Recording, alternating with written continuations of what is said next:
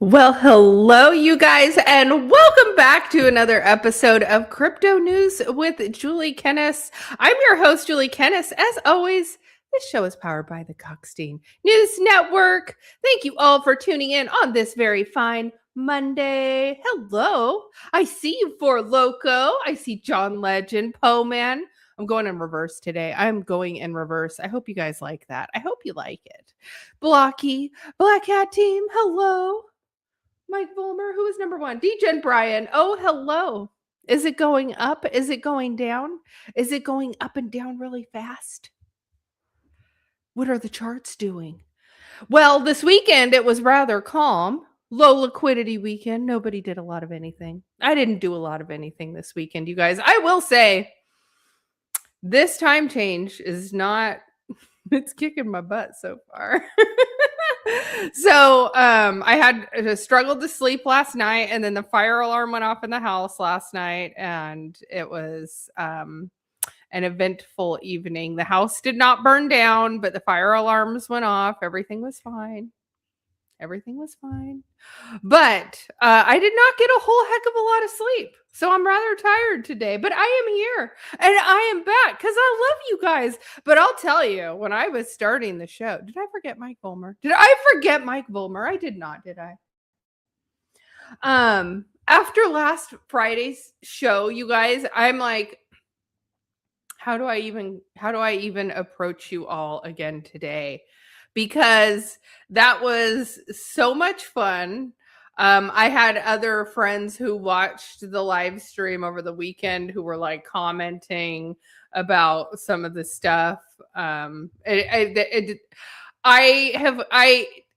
of all of the live streams I've done, that one has probably had the most views recently. Anyway, whenever I was pushing up my vertical lives, before I was doing it through StreamYard, I did pop up on some views on that. But when I run it through StreamYard, it's a little different. So last Friday's stream, we talked about Britney Spears. We dove into the history of Britney Spears and whether or not she was involved with some of the Epsteinish people. Anyway, it was a interesting topic. We had a lot of fun. We did a dance. We were out of breath, panting, ASMR for you guys. ASMR. So if you missed it, go check it out. Go check it out because that has been our highest viewed, most watched show so far. Episode 10 of the Julie and Joxie show. So if you guys are interested in sponsoring the Julie and Joxie show, let me know. I would love to talk. We're having so much fun. So we're trying to talk about potentially going to Bitcoin conference. Bitcoin conference is going to be at the end of April. So I want to try and get that on our radar. So I was starting to look at rooms and all of that and make the plans for us to go because I think we're gonna have to do it.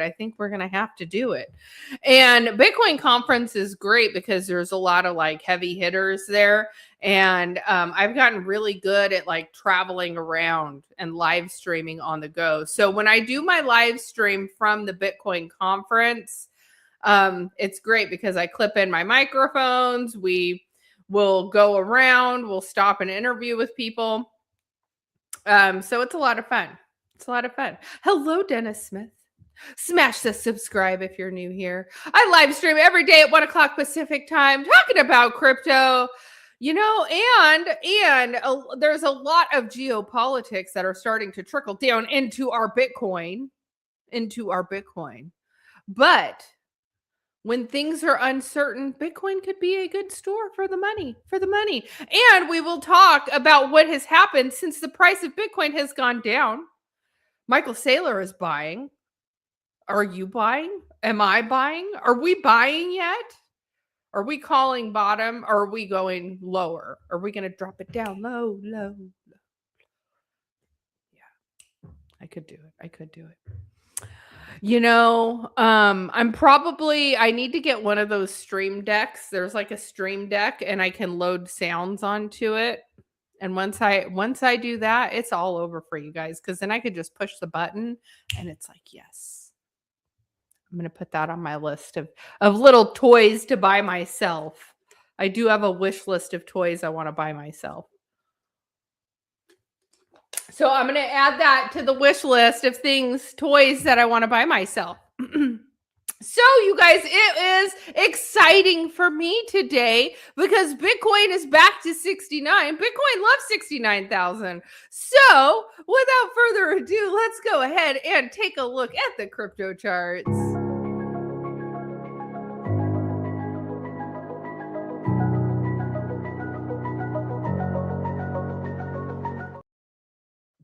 Brian, I will say, I did get a comment over the weekend about us calling out Joxie dancing with your snake. So, I'm glad the comments were hitting. You know, we have so much fun. Me and Jox have so much fun on the show, and we're getting in a rhythm and working with each other, and it's a lot of fun. So I'm super excited to see where we take the show. We've had 10 episodes, but I have a feeling it's just gonna keep going up from here. And I'm not just talking about the Julie and Joxie show. I am talking about Bitcoin. So Bitcoin from this weekend, it was slumped around. And we had a nice little pop up here on a Monday. So we are hovering around the 69,000 range. Bitcoin loves 69,000. We're on a 5-minute chart right now. We did just switch over into the red with money flow out. I was wondering if we were going to start to see this come down here, since we did have it print a red dot. Let's go in on the 15-minute. Looking at the market cipher line here, you guys, and I found a high piece of my mind. Welcome in. Oh, what happened? What happened to my market cipher line? What happened? Let me reload it. I'm going back to the 5-minute. Oh no, you guys, it's not cooperating with me right now. It is not cooperating. So we're at a critical level here. It's good to see this. We want to hold this level. We really want to ideally close the day up and at 69,000 and hold this range, and potentially maybe find a new leg up. If we don't, we could go down tomorrow. We could fall down tomorrow.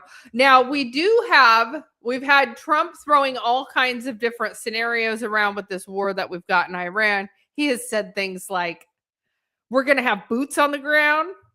And then he's also said that they're sending the nukes. And then he's also said the war is almost over.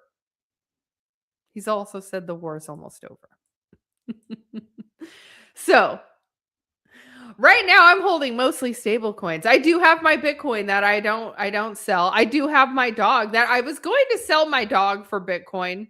I'm going to tell you, I was going to sell my dog for just Bitcoin, because I was like, the Magic Eden site is going down. I'm going to sell my dog for Bitcoin. And then when I went to do it, Magic Eden had just such a rush of users on the platform that the platform, it's essentially not working. You'll see all kinds of people say, although it says they're sunsetting the programs, it's essentially not working right now. You cannot do anything. Now I can go go to another marketplace and connect to that. But at this point, I'm like, look, I think dog has probably seen the bottom, because people have already started the panic sell is over. But now I want to go buy some more. Because yes, I do have faith in dog. And what I love about it is that it's sats, it's Satoshis. I'm buying a fractions of a penny in on Bitcoin, basically, and it will go back up. It's listed on some centralized exchanges, and I think once it gets past this first initial hurdle of this mass FUD, this has been mass FUD, because initially when dog dropped, Magic Eden was the debut marketplace that had featured it, and it was a whole thing between the marketplace and the dog community. And so when Magic Eden said, hey, we're not doing dog anymore, It did. It made people freak out, and they started dumping their dog, which I knew that was going to happen. And I initially had the urge to dump my dog, and now I know that it's at the bottom. Oh my gosh, these ads are killing me, you guys. I have the Brave browser, and then I have not connected my Trading View account onto the Brave browser. So that's what we're dealing with right here. That's what I'm dealing with right here. But yeah, I have started using my Brave browser, and I'm so much happier with it, you guys. I'm so much happier with it. If you don't have the Brave browser, get the Brave browser. Get the Brave browser. Okay, so Bitcoin, we're trying to hang on to 69,000. It went down to 68.9, but it's holding around the 69 range. Trying to feel some goodness here. Let's go ahead and move down the line. Ethereum hit above 2,000, dip below, back to 19, back to 2,000. So we're here. We're ping-ponging around here. Solana is currently trading at $85.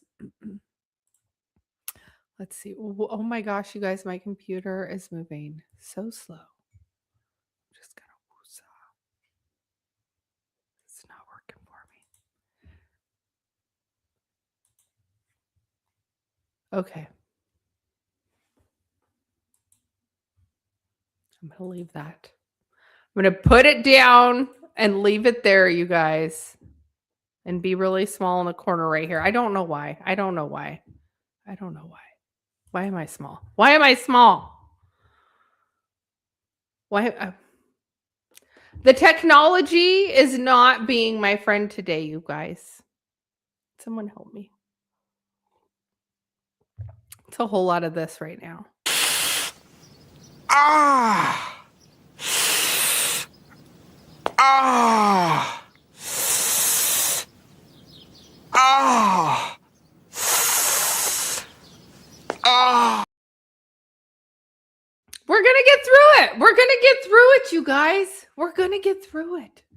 When I first started having technology issues during a live stream, I would feel my temperature rise, and then I would my brain would get all, and now I'm just I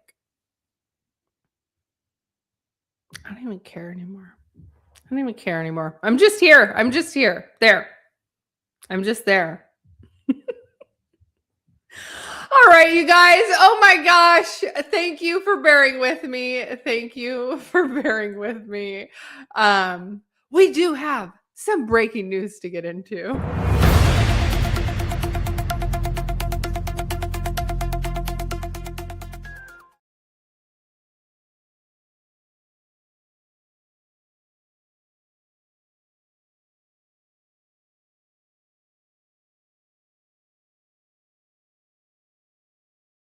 Ended.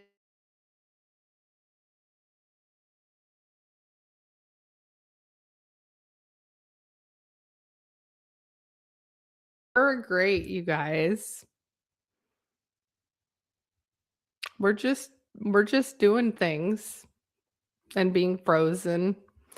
So yes, we do have breaking news to get into. My producer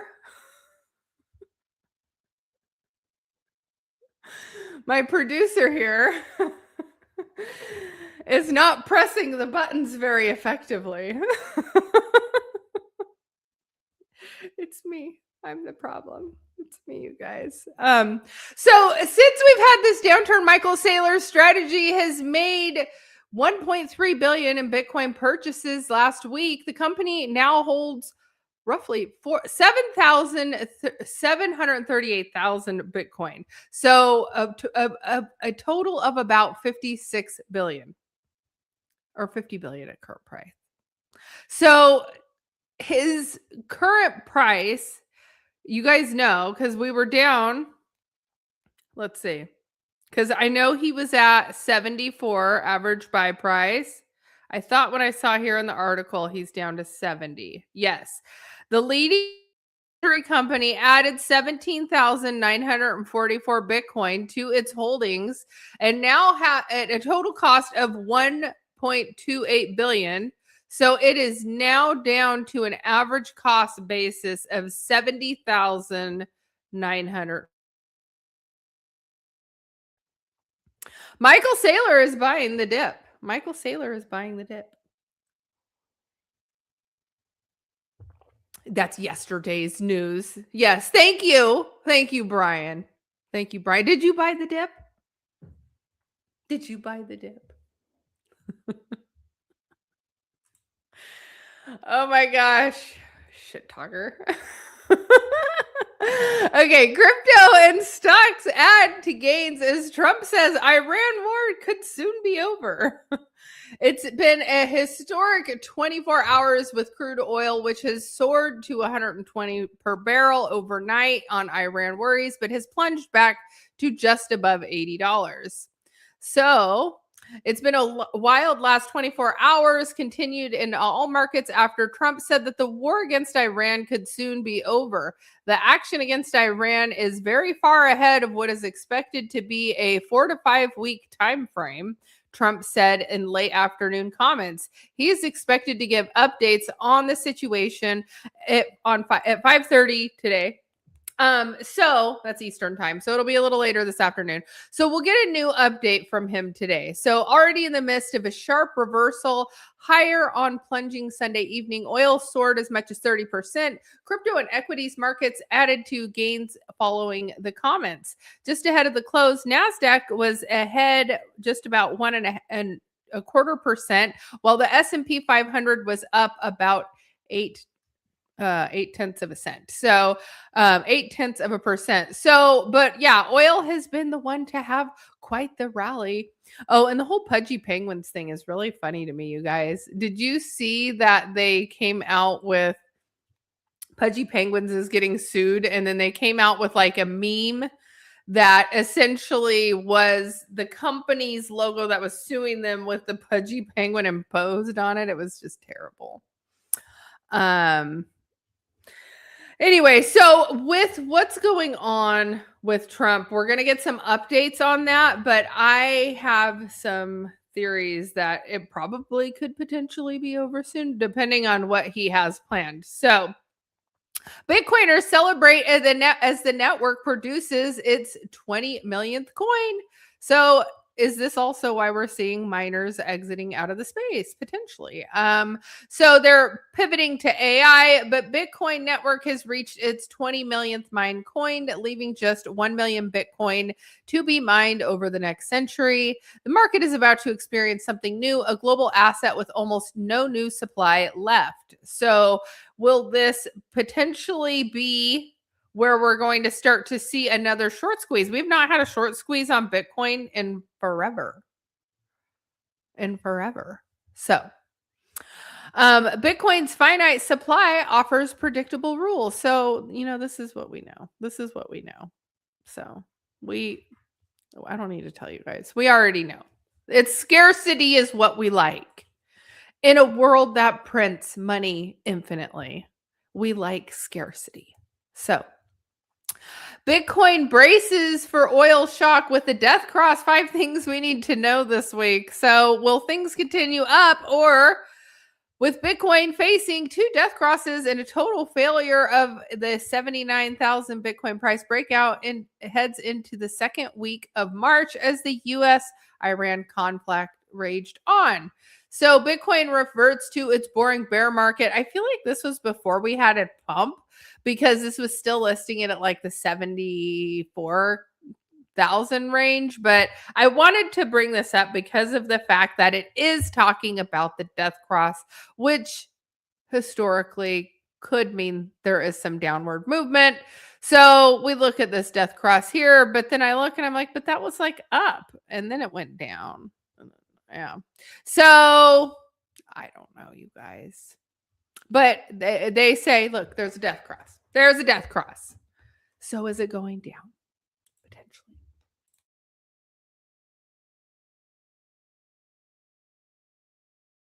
Following on the international scale, kind of what the US is doing. And it looks to me as though the US is looking to like overtake an actual oil refinery in the Strait of Hormuz.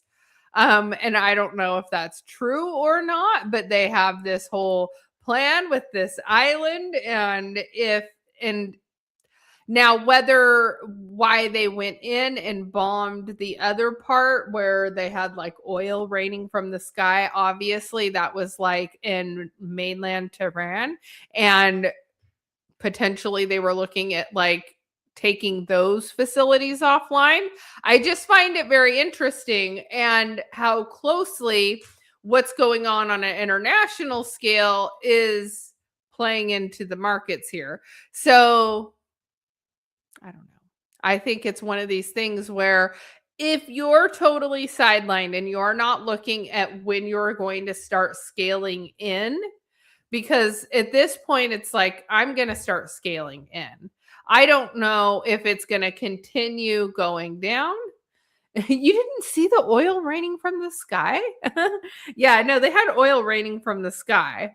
And then there were people in other parts of the world that were like worrying about whether or not that oil cloud was going to move over their area or not. But a lot of what's going on right now is international conflict, and it is like when we talk about what's going on, like there is so many moving parts and pieces, and I also think that like it's a proxy war with China. Like it's not even really we're at war with Iran. Like Iran wanted to overthrow the Islamic regime there, and they asked for the US to come intervene.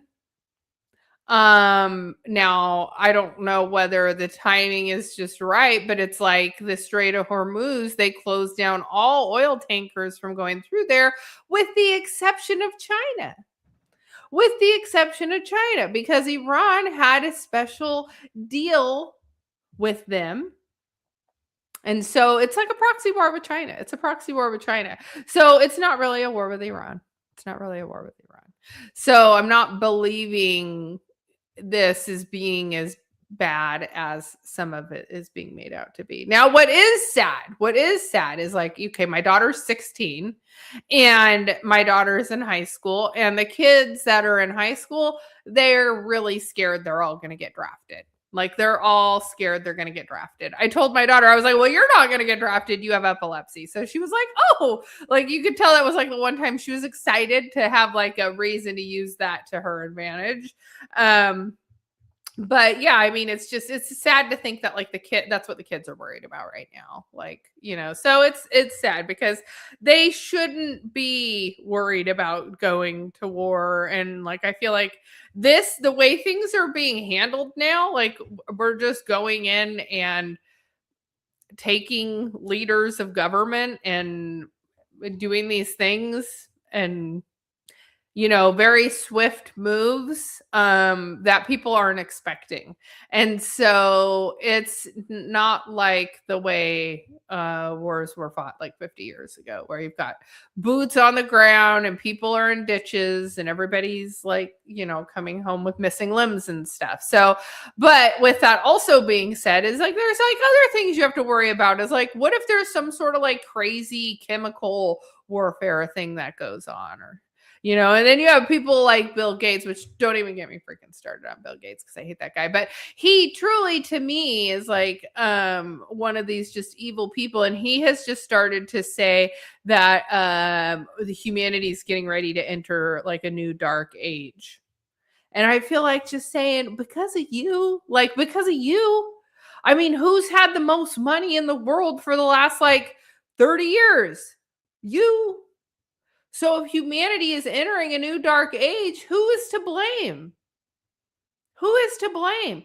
It's the people that have been in control, that have allowed this stuff to happen, that have allowed this stuff. Start a newsletter, an extra $1,000 a month. The dude, stay winning. If I didn't know you as a friend, I would be like, wow, this is super shilly. But I know you probably mean that, and so genuinely. So yeah, that's really cool. I'll DM you in the group chat about the newsletter thing. Yeah. Because I think I do have, look, I think at this point, I I do a lot of research on stuff. I'm very inquisitive. I don't really like watch a lot of TV or do mindless stuff. I really just like I watch documentaries and I like to learn. I like to read and do things like that. So yeah, Brian, the group chat that you left. And now I can't add you in because X, like in their weird encryption rules, won't let you add people back in. So yes, peace of my mind. There's a group chat. I don't know if I can add you in though. I don't know if I can add you in. I don't know if I can add you in. But there are it's tough because like I feel like when I was growing up, some of the stuff that I thought or like looked into when I was younger was all conspiracy theory stuff, and a lot of that stuff all turned out to be true. And so then it's like, well, if that turns out to be true, then what else is also true? So, and it's one of the things that I've been thinking about the most. And this is because like I've looked at like Epstein files stuff and like I've gone down like these dark rabbit holes, and it kind of like all circulates back to this like, you know, satanic ritual, satanic cult type stuff. Like how is it that we live in a time where it's like people will basically take religion and they'll be like, "Oh, you believe in a fake sky daddy," you know? But then when you talk about like satanic ritual stuff, they believe in that. So it's like, so you don't believe in the good.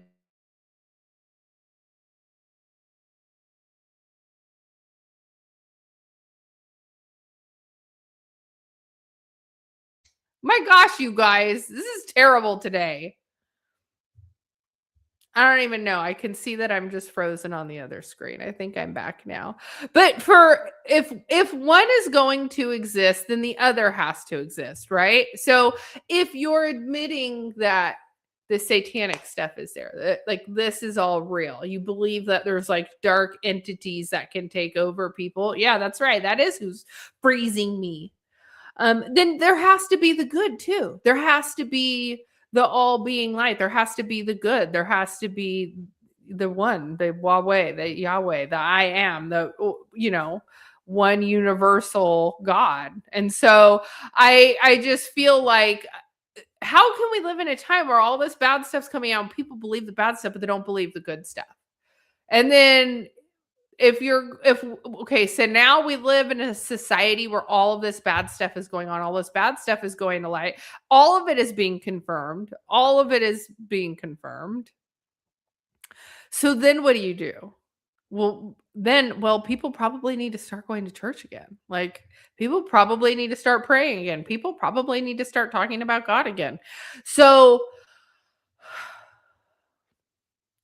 one of the people I don't usually talk about on my live stream because they're in crypto, that does a lot in crypto still today, that is listed a lot of times in the Epstein files, is Brock Pierce.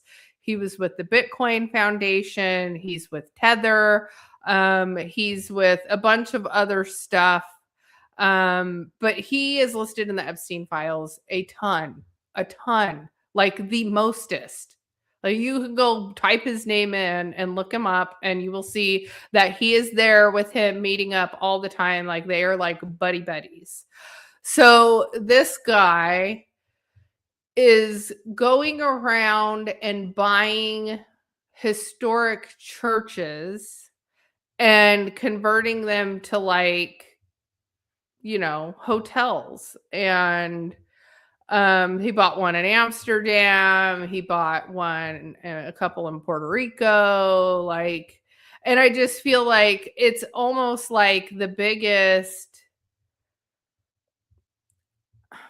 the fact that these old historic, like beautiful churches are being purchased by this person and being converted to be used for who knows what, like, because he's with friends with that person. I'm just like, his name is Brock Pierce. He was like the child actor from the Mighty Ducks. And then he was in like some other like famous movies in the 90s. And then like he got out of that movie industry and then he got into like early digital entertainment. And so he had like this DEN, it's like Digital Entertainment Network. And they were doing online videos way before it was even a thing, like way before it was even a thing. And so, here's where I'm going with this. This guy's been in trouble. He's been caught with him. That's known friend of Epstein's. And this guy is like still going around and speaking at conferences on stages, like headline stage, and like even tried to run for president. And I'm just like, I don't know, you guys. I don't know. So sometimes when I go down like those little rabbit holes and I'm just like, you know, like, am I going to be somewhere at a convention? Like, say I'm going to the Bitcoin conference. Who's to say I don't go to the Bitcoin conference and, you know, they're there? Like, so, and I've seen him in person before. But it was before I knew who he was. Like, I know that I saw him because he's very eccentric in his style. But it's like, you know, it's just, this is the space we're in. It's like that close. It's that close. And there's more that I could say. I probably won't say too much more because there's more like connections and things. But I don't know. Like people that say too much disappear. So I'm not going to say too much. But it's hard that there's people in this space that are known that have done bad things and like we still platform them. So yeah. Yes, Stay Winning, you got it. I stay here. I stay here because I think the good people deserve a platform too. The bad people, they get the bigger brand deals, they get the bigger platform, they scam more people, they play into the games, and the games are probably. I have a theory that what's going on in crypto is the same as what's going on in Hollywood, to the same level of like those parties and the things that goes on. Remember, we pulled open, here on the channel, we talked about the guy who broke out of the New York City townhouse, who was tortured. And they were like making videos and stuff.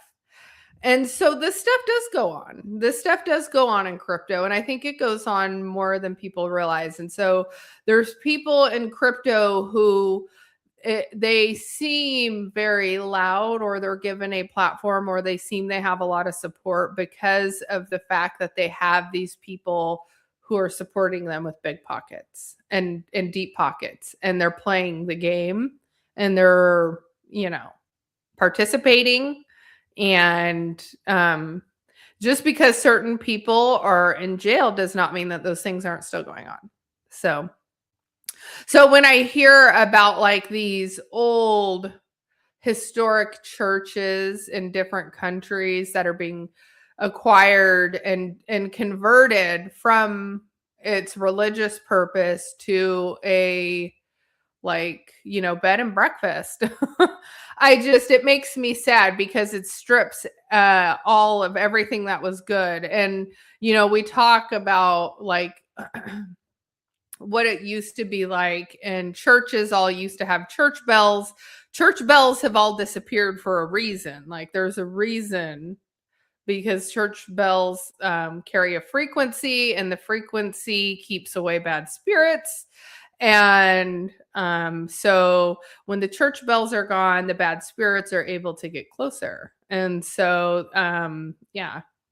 So, I just, I don't know. I find it interesting that certain people are going to seek out these churches now. And because people don't go to church anymore, right? Like the hippie movement of the 60s, everybody like quit going to church. It was like free love and we don't want to go to church anymore. And, they all kind of like turned their back on church. And my mom was one of those who, like, her mother was super religious. And so she did not want to go to church. She did not want to go to church because she was forced to do it her whole life. Her mom was super religious. And my mom does not even to this day, does not really like going into church. And I feel like the hippie movement, it was like a design to get people away from church, and it was designed to break families apart. I could go even further. Like they broke families apart to like a very such a granular level, to where they want like everybody living alone. They want like a grandparent living alone in an assisted living facility, and they want adult living alone with their kid, and then as soon as a kid turns 18 to 20, they have to kick them out and teach them how to like live on their own. It's like they want everybody alone and struggling, because when everybody is alone and struggling, it's easier to control you. And these people are on the radio, they're in the music, they're in everywhere. They're on your magazines, they're on like everything you see, digital advertising, like everything you see now is all, yeah.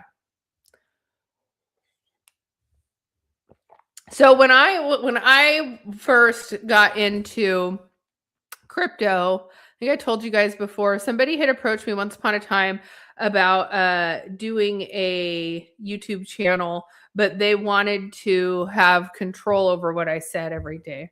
And I was like, I'm not going to be a puppet. Not going to be a puppet. And Gokhshtein Media has been amazing, because they have given me so much freedom to be able to figure out who I am as a content creator, to figure out, just everything. Like, because when I got in, I knew why I wanted to be into crypto. I knew it was because my brother was in Bitcoin early and he taught me the fundamentals. And I knew that Bitcoin was the only way to have some self-sovereignty and to have a way to keep your money yours. It's like yours. And so it's important that we continue to like teach people, because I feel like we get stuck in our little bubbles, and like it's hard, because right now really is like the time when we need to be telling people that they should be starting to buy Bitcoin. I mean, I know it's not like, maybe it's not the bottom, but we know we're like closer to a bottom than we're closer to a top, right? I think we're like closer to a bottom than we are a top. I think we've felt quite a bit of pain. Can it go lower? Sure. Yeah, it can go lower. But remember the fundamentals, and we're getting ready to head into it again. Like 2008 financial collapse, like the home prices were wrecked. People lost everything. Like we're staring down that same path again right now. All these homes are on the market for sale. They can't sell them. Now all these houses that are for sale on the market, they're for rent. Rents are like dropping dramatically.